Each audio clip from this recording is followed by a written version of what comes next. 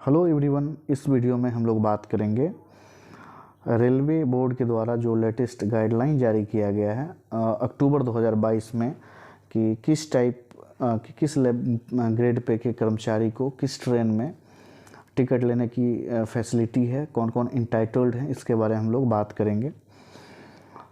तो इसका सब्जेक्ट है travel entitlement on passes PTOs integrated with class and booking code issued by commercial directorate. तो commercial directorate के द्वारा ये मॉड्यूल इशू किया गया है कि किस ग्रेड पे के रेलवे एम्प्लॉय को किस लेवल के पास इशूड हो सकते हैं, किस ट्रेन में वो ट्रैवल कर सकते हैं, इसके बारे में डिटेल से बताया गया है।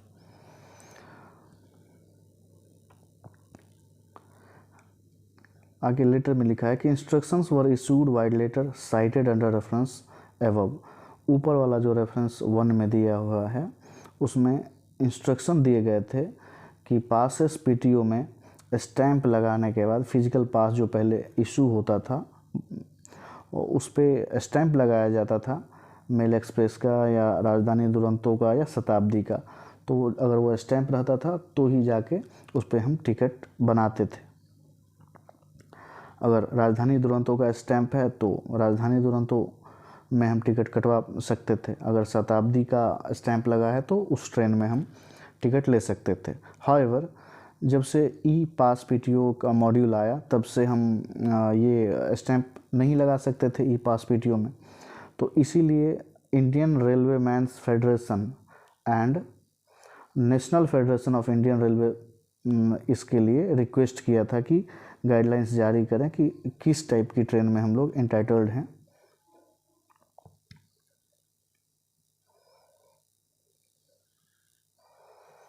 तो in order to bring more clarity, इसको ज़्यादा क्लैरिफाई करने के लिए कॉम्पिटेंट अथॉरिटी ने इंटीग्रेटेड कमर्शियल इंस्ट्रक्शंस जारी किया है ट्रैवल इंटाइटलमेंट के लिए। और उसमें दो एनेक्चर में इसको बांट दिया है। पहला एनेक्चर में ड्यूटी पास है, ड्यूटी पास के लिए किस ट्रेन में हम लोग एलिजिबल हैं, और दूसरा प्रिविलेज पास। एनेक्चर 2 में प्रिविलेज पास के बारे में डिटेल से बताया कि प्रिविलेज पास लेकर के हम किस किस ट्रेन में ट्रैवल कर सकते हैं।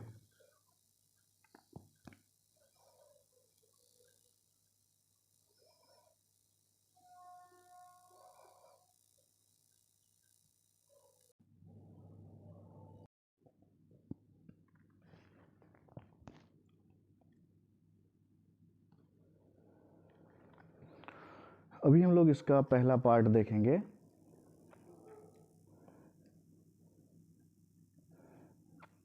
इसमें है integrated travel entitled on duty पास।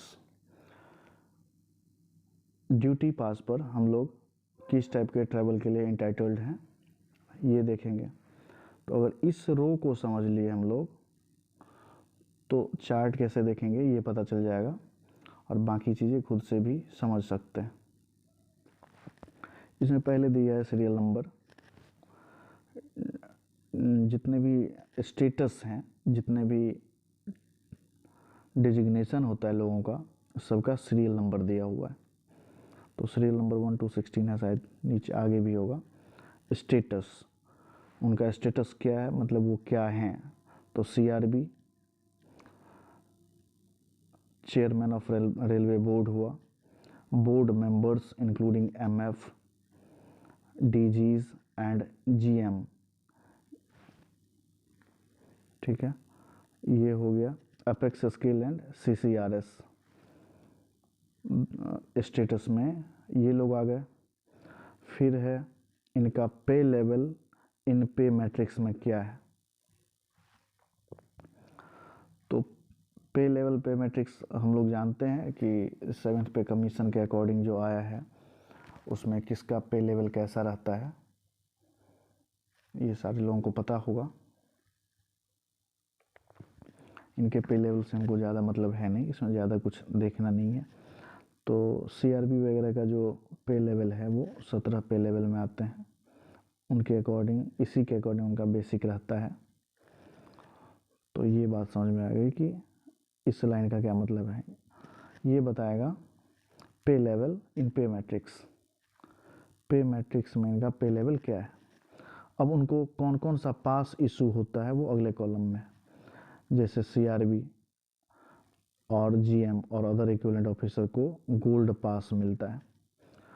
ये स्पेशल पास वाले पार्ट्स में ये डिटेल में पता चलेगा गोल्ड पास में की बेनिफिट क्या क्या है, लेकिन अभी इतना समझने के लिए काफ़ी है कि जो चेयरमैन ऑफ रेलवे बोर्ड है या बोर्ड के मेंबर हैं उनको, और जो जीएम और उनके इक्विवेलेंट ऑफिसर्स हैं उनको गोल्ड पास दिया जाता है। फिर जो 15 और 14 लेवल के हैं पे लेवल मैट्रिक्स में, उसमें एचएजी हायर एडमिनिस्ट्रेटिव ग्रेड ऑफिसर, एचएजी मतलब हायर एडमिनिस्ट्रेटिव ग्रेड ऑफिसर, या जो ऐसे सीनियर ग्रेड एडमिनिस्ट्रेटिव ऑफिसर हो गया, ये 14 और 15 लेवल में इनको सिल्वर पास मिलता है। जो सिलेक्शन ग्रेड ऑफिसर हैं वो 13 पे मैट्रिक्स में 13 लेवल पे आते हैं, उनको ब्रॉन्ज पास दिया जाता है।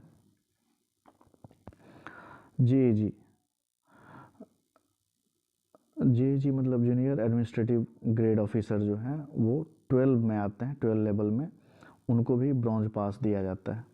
अगर वर्कशॉप लेवल पे है तो डिप्टी CWM जेएजी लेवल में आएंगे। और all other group A and group B gazetted officer वो 7 से लेके 11 पे लेवल मैट्रिक्स में आएंगे। पे मैट्रिक्स में 7 से लेके 11 तक उनको ब्रॉन्ज पास मिलता है, फर्स्ट क्लास ए का पास मिलता है।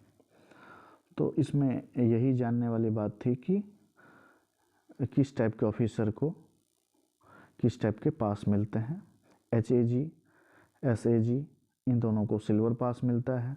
JAG selection grade officer in दोनों को ब्रॉन्ज पास मिलता है। और अदर ग्रुप वाले को भी ब्रॉन्ज पास मिलता है। इसमें एक क्वेश्चन और आता है कि मैक्सिमम नंबर ऑफ बर्थ जो अलॉट होता है ऑफिसर्स को ऑन ड्यूटी पास के लिए वो 4 है, 4 से कम ही है हर जगह, तो maximum number of berth allot उनको 4 होता है।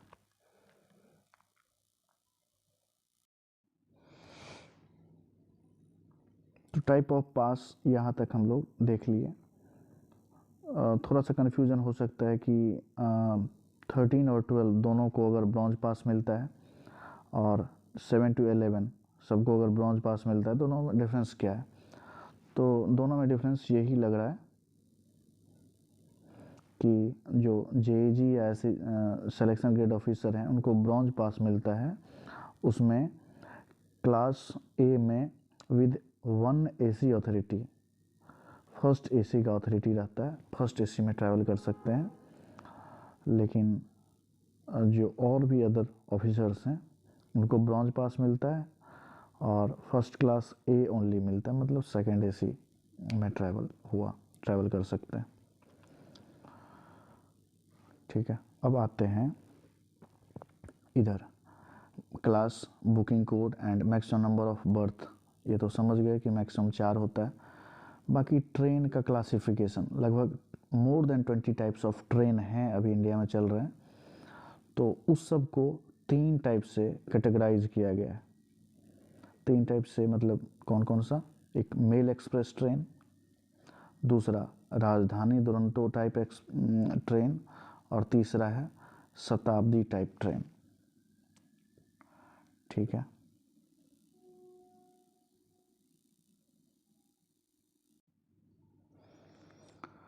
आज भी लगभग हर ट्रेन में लगेज कोच से मेल भेजा जाता है। पहले मेल ट्रेन में एक्सक्लूसिव कोच हुआ करता था और उसी से मेल भेजा जाता था। इसी वजह से ऐसे ट्रेनों का नाम मेल पड़ा, तो मेल ट्रेन हो गया। एक्सप्रेस ट्रेन होता है कि जो हर स्टेशन पे रुका करती है और जिसका स्पीड ज़्यादा हो उसको एक्सप्रेस बोलते हैं, एक्सप्रेस ट्रेन बोलते हैं। तो ये मेल एक्सप्रेस पता चल गया। आगे है राजधानी दुरंतो एक्सप्रेस ट्रेन। तो राजधानी और राजधानी का इतिहास तो सब लोगों को पता होगा कि राजधानी एक्सप्रेस 1969 में चली थी और यह इंडिया जैसे जितने भी स्टेट्स हैं इंडिया में उसके कैपिटल को इंडिया के कैपिटल न्यू दिल्ली से जोड़ता है, इसीलिए राजधानी एक्सप्रेस नाम दिया गया। हालांकि ज़रूरी नहीं है कि हर स्टेट के कैपिटल को ही जोड़े, हो सकता है उसमें कुछ इम्पोर्टेंट सिटी हो वहाँ जाती हो ट्रेन। जैसे पहली राजधानी ट्रेन नई दिल्ली से हावड़ा के बीच में चली थी। इस ट्रेन को हाईएस्ट प्रायोरिटी पे रखा जाता है। इंडियन रेलवे नेटवर्क में जितने भी ट्रेनें हैं सबसे ज़्यादा प्रायोरिटी इसको दिया जाता है कि इसको होल्ड नहीं कर सकते, इसको आगे बढ़ाते हैं। ये फुल्ली एसी रहता है, इसमें लंच डिनर सब सारा फैसिलिटी रहता है और 3 टाइप का उसमें एकोमोडेशन होता है। First class AC, AC 2 tyre, AC 3 tyre. First class AC में दो या 4 बर्थ होता है और उसमें लॉकेबल बेड रूम होता है, रूम लॉक करके आराम से जा सकते हैं। सेकंड होता है एसी 2 टायर, उसमें 2 टायर मतलब 2 लेवल पे होता है, मतलब टोटल दोनों साइड में लाके 4 सीट और बगल में साइड में लोअर और अपर 6 सीट हुआ, 6 बर्थ हुआ और इसमें प्राइवेसी मेंटेन करने के लिए पर्दा लगा रहता है। और थर्ड एसी की बात करें तो एसी थर्ड टायर में तो इसमें 3 और 3 6 और बगल में 2 8 बर्थ रहता है। इसमें कोई प्राइवेसी नहीं होता है, ओपन रहता है। तो ये तो राजधानी हो गया। दुरंतो की भी स्पीड जो है वो काफ़ी अच्छी रहती है, स्टॉपेज कम होता है। दुरंतो में एसी नॉन एसी कुछ भी हो सकता है, स्लीपर भी का भी उसमें अरेंजमेंट है। बाकी शताब्दी का इतिहास भी बहुत अच्छा है। शताब्दी एक्सप्रेस 1988 में भारत के पहले प्रधानमंत्री जवाहरलाल नेहरू की जन्म शताब्दी के उपलक्ष्य में शुरू की गई थी।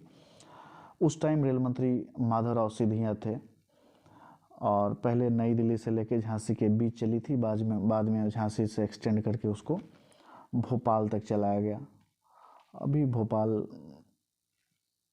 एक्सप्रेस के नाम से भी, भोपाल शताब्दी के नाम से भी इसको जानते हैं। ये इसका ब्रीफ हिस्ट्री है, बाकी आप पढ़ सकते हैं इसके बारे में। तो ये 3 अलग अलग टाइप की ट्रेनें हैं और इसके बाद जो भी ट्रेनें तेजस होंगी, कुछ और भी वंदे भारत ट्रेनें हैं, सबको अभी इस लेटर के अकॉर्डिंग इसी तीनों कैटेगरी में फिट किया गया है।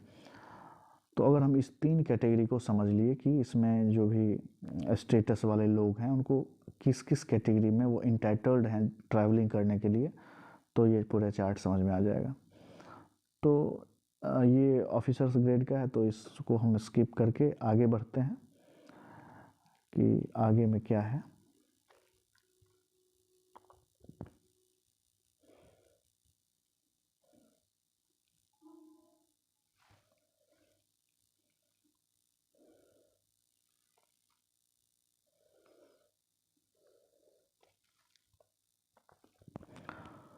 इसमें भी इसमें नॉन गजेटेड एम्प्लॉय के लिए लेवल 1 से लेके और 6 एंड अबव जो भी नॉन गजेटेड कैडर में आते हैं उनके लिए ये मैट्रिक्स बना है। इसमें याद रखने वाली बात ये है कि लेवल 6 एंड अबव को ही फर्स्ट क्लास पास मिलता है, 2 से लेके 5 तक सेकंड क्लास ए का पास मिलता है और लेवल 1 को स्लीपर क्लास का पास मिलता है, स्लीपर या सेकंड क्लास का पास मिलता है।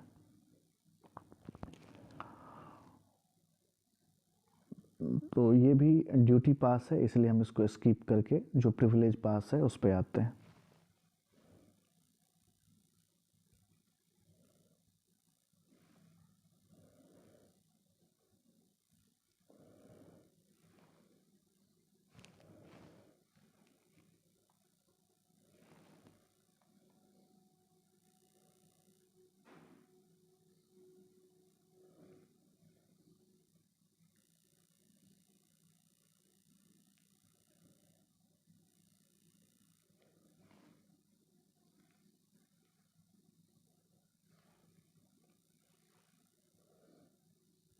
ये सबसे इम्पोर्टेंट सेक्शन है। तो यहाँ तक लेवल 18 तक, सीरियल नंबर 18 तक है, ये तो समझ ही लिए थे। स्टेटस इसमें नॉन गैजेटेड कैडर वाले आएंगे सारे। लेवल 1 से लेके लेवल 6 एंड अबव जो 4200 या उससे ज़्यादा वाले हैं सब इसी में आएंगे, जो भी नॉन गैजेटेड कैडर में है। और प्रिविलेज पास किस टाइप का मिलेगा, कितना मिलेगा, यहाँ से भी क्वेश्चन आता है एग्ज़ाम में कि 1 सेट मिलेगा up to the end of 5 year of railway service. 5 साल तक की सेवा पूर्ण करने की अवधि तक एक सेट प्रिविलेज पास मिलता है। अगर 5 साल का सेवा कंप्लीट कर लिया, रेलवे सर्विस अगर 5 साल की हो चुकी है तो 3 सेट मिलता है पास। पीआरसीपी पोस्ट रिटायरमेंट कंपलसरी पास्ट, ये 2 सेट मिलता है। फिर क्लास ऑफ पास, ये भी इम्पोर्टेंट है कि लेवल 6 एंड अबव को फर्स्ट क्लास पास मिलता है, 5 को सेकेंड क्लास ए मिलता है, और 1 2 4 सेकेंड और स्लीपर क्लास के पास मिलते हैं। अब 3 टाइप की ट्रेन समझ लिए हैं, अब एक एक करके पढ़ते हैं। मेल एक्सप्रेस ट्रेन में क्या होता है, तो सबसे पहले आते हैं सबसे लोअर कैटेगरी इसका स्लीपर या 2S। तो स्लीपर या 2S में देखें तो लेवल 1 से लेके लेवल 4 तक उसमें क्या लिखा है, AEM ऑल एलिजिबल मेंबर, पास पे जितने भी एलिजिबल मेंबर के नाम लिखे हैं सब स्लीपर या 2S के टिकट ले सकते हैं मेल एक्सप्रेस ट्रेन में, इसमें कोई रिस्ट्रिक्शंस नहीं है। तो लेवल 1 से लेके और ऊपर जितने भी नॉन गैजेटेड कैडर के जितने भी लोग हैं लेवल 6 या उसके अबव सब स्लीपर या 2S में टिकट ले ही सकते हैं। तो ये पता चल गया कि इसमें सारे लोग टिकट ले सकते हैं, इसको कैंसिल कर लेते हैं। अब है मेल एक्सप्रेस में 3rd AC में या चेयर कार में कौन कौन एंटाइटल्ड है, तो यहाँ से 4 तक तो एक कैटेगरीज है, तो 4 तक में आर यहाँ पे लिखा है RE5। RE5 का मतलब हुआ रिस्ट्रिक्टेड एंटाइटलमेंट 5। तो रिस्ट्रिक्टेड एंटाइटलमेंट में आएगा 5 में कि सारे ऑल एलिजिबल मेंबर को 3rd AC में टिकट मिल सकता है अगर वो स्लीपर और 3rd AC के बीच में जो फेयर डिफरेंस है वो पूरा का पूरा दे दें तब। मतलब अगर लेवल 4 तक अगर उनको 3rd AC में टिकट चाहिए तो स्लीपर और 3rd AC में जो फेयर का डिफरेंस है वो डिफरेंस अगर पे करते हैं तो 3rd AC के लिए एलिजिबल हो सकते हैं लेवल 4 तक के कर्मचारी। अब लेवल 5 के कर्मचारी को 3rd AC में AEM लिखा है ऑल एलिजिबल मेंबर, जिसके भी PTO पे नाम है, पास पे नाम है, सारे एलिजिबल हैं इसके लिए। ठीक है, उसके ऊपर ऑलरेडी अगर लेवल 5 तक अगर ऑल एलिजिबल मेंबर हैं तो लेवल 6 या उससे ज़्यादा जो भी हैं all eligible member 3rd AC में टिकट ले सकते हैं। ठीक है, उसके बाद आते हैं 3rd AC पता चल गया। अब उसमें सेकंड मेल एक्सप्रेस ट्रेन में 2nd AC के लिए कौन कौन एंटाइटल्ड है, तो अप टू लेवल 4 NE लिखा है। NE मतलब होता है नॉट एंटाइटलमेंट, NE मतलब नॉट एंटाइटल्ड। तो लेवल 4 तक के रेलवे एम्प्लॉय 2nd AC के लिए एंटाइटल्ड नहीं है। लेवल 5 के एम्प्लॉय RE5 लिखा है रिस्ट्रिक्टेड एंटाइटलमेंट, और ये 5 का होता है कि 3rd AC और 2nd AC के बीच का जो फेयर डिफरेंस है अगर वो पे करते हैं तो जितने भी एलिजिबल मेंबर हैं सब 2nd AC में ट्रेवल कर सकते हैं। ये लेवल 5 की बात कर रहा हूँ।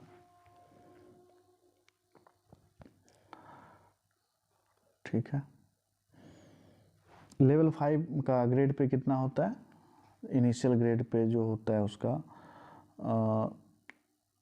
2800, लेवल 4 के लिए 2400, लेवल 3 के लिए 2000, लेवल 2 के लिए 1900 और लेवल 1 के लिए 1800। ये ग्रेड पे है, लेवल वाइज ग्रेड पे बढ़ता है। फिर से एक बार बता देते हैं, लेवल 1 के लिए 1800, लेवल 2 के लिए 1900, लेवल 3 के लिए 2000, लेवल 4 के लिए 2400, लेवल 5 के लिए 2800, 6 के लिए 4200 और 7 के लिए 4600। ये लेवल सबको पता ही होगा। तो लेवल 5 तक, लेवल 5 वाले को सेकेंड एसी में फेयर डिफरेंस देके वो ट्रैवल कर सकते हैं, जबकि लेवल 6 और अप उससे अबव के लिए ऑल एलिजिबल मेंबर ट्रैवल कर सकते हैं सेकेंड एसी में। अब आते हैं फर्स्ट एसी में मेल एक्सप्रेस ट्रेन में कौन ट्रैवल कर सकते हैं। तो up to level 5 NE not entitled, वो ऑथराइज नहीं है इसमें ट्रैवल करने के लिए। जो 6 या उससे ऊपर है वो RE 5 लिखा है, तो रिस्ट्रिक्टेड एंटाइटलमेंट 5 कैटेगरी में कौन लोग आएंगे, जो सेकेंड एसी और फर्स्ट एसी का जो भी फेयर डिफरेंस होगा वो अगर पे करते हैं तब वो इसके तो फर्स्ट एसी में ट्रैवल कर सकते हैं। बहुत अच्छी बात है, मेल एक्सप्रेस ट्रेन में फर्स्ट एसी में ट्रैवल करने का मौका मिला। ठीक, अगला है राजधानी दुरंतो एक्सप्रेस में सबसे लोअर कैटेगरी देखते हैं 2S। 2S में लेवल 1 टू लेवल 4 को 4 सीट मिलेंगी और लेवल 5 को भी 4 ही सीट मिला है। लेवल 6 और उससे अबव के लिए ऑल एलिजिबल मेंबर 2S में टिकट ले सकते हैं राजधानी दुरंतो एक्सप्रेस में 2S में। ठीक है, अब देखते हैं स्लीपर में। स्लीपर में लेवल 1 टू लेवल 4 तक NE लिखा है, नॉट एंटाइटल्ड। स्लीपर में लेवल 5 तक के जो भी रेलवे एम्प्लॉय हैं उनको 4 सीट मिलेंगी और स्लीपर में 6 और अबव लेवल के मतलब 4200 ग्रेड पे से ऊपर जो भी हैं उनके ऑल एलिजिबल मेंबर को स्लीपर में टिकट मिल सकता है। और फिर अगर थर्ड एसी की बात करें किस ट्रेन में, राजधानी दुरंतो में, तो अप टू लेवल 5 NE लिखा है, मतलब not entitled. Up to level 5 तक राजधानी दुरंतो के थर्ड एसी में टिकट नहीं मिलेगी। लेवल 6 और अब 4200 से ऊपर ग्रेड वाले को 2 ही सीट मिलेगी थर्ड एसी में। ठीक है, अब देखते हैं कि सेकेंड एसी में राजधानी दुरंतो में किसको सीट मिल सकता है नॉन गैजेटेड कैडर में। तो अप टू 500 नॉट एंटाइटल्ड है।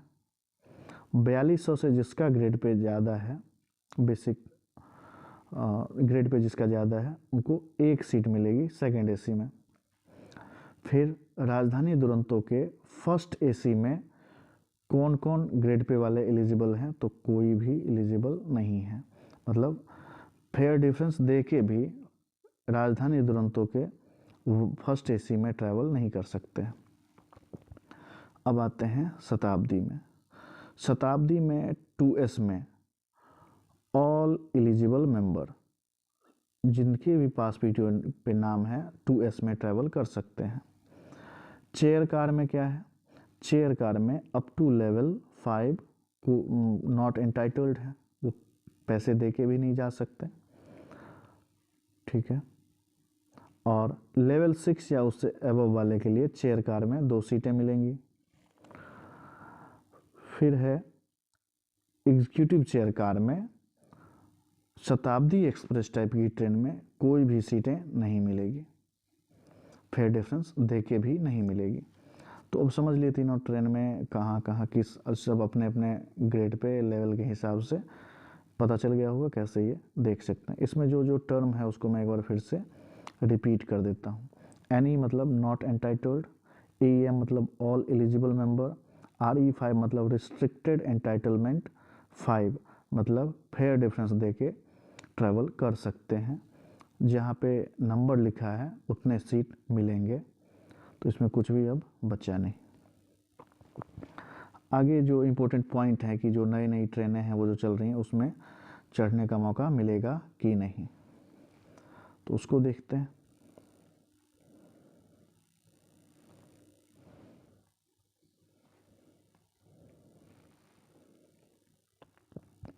सबसे पहला है travel entitlement in Vande Bharat and गतिमान एक्सप्रेस ट्रेन विल बी शताब्दी एक्सप्रेस टाइप ट्रेन। अभी सबसे लास्ट में हम शताब्दी एक्सप्रेस देखे थे, तो वंदे भारत ट्रेन हो चाहे गतिमान एक्सप्रेस ट्रेन हो, उसमें जो ऑथराइज्ड हैं कि नहीं चढ़ने के लिए ये पता चलेगा। शताब्दी एक्सप्रेस अभी जो हम लोग देखे थे उसमें क्या क्राइटेरिया है, वही क्राइटेरिया वंदे भारत और गतिमान एक्सप्रेस में भी होगी। फिर इसका अगला पॉइंट है दूसरा कि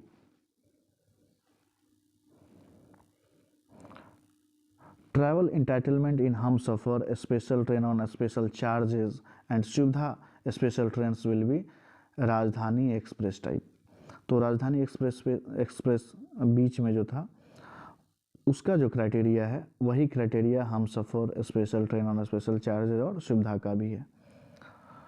फिर तीसरा है ट्रैवल इंटाइटलमेंट इन गरीब रथ जनसाधारण डबल डेकर महामना युवा Antyodaya express will be of male express type. तो गरीब रथ हो गया या जनसाधारण, तो साधारण का इकोनॉमिकल वर्जन है, उससे थोड़ा सस्ता पड़ता है।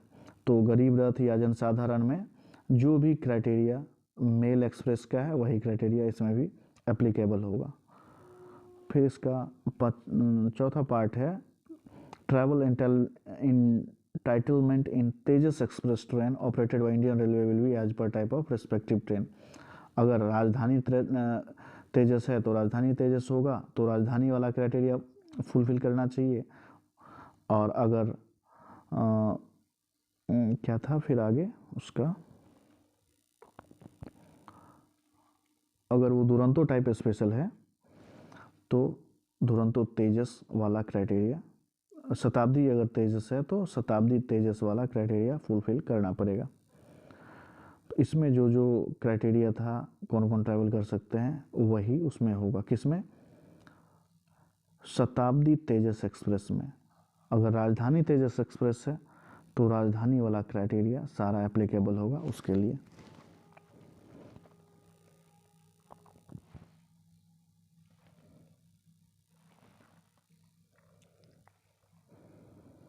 फिर अगला पॉइंट है पांचवा कि travel entitlement in Anubhuti vistadome coaches will be as per the train in which the such coaches are attached.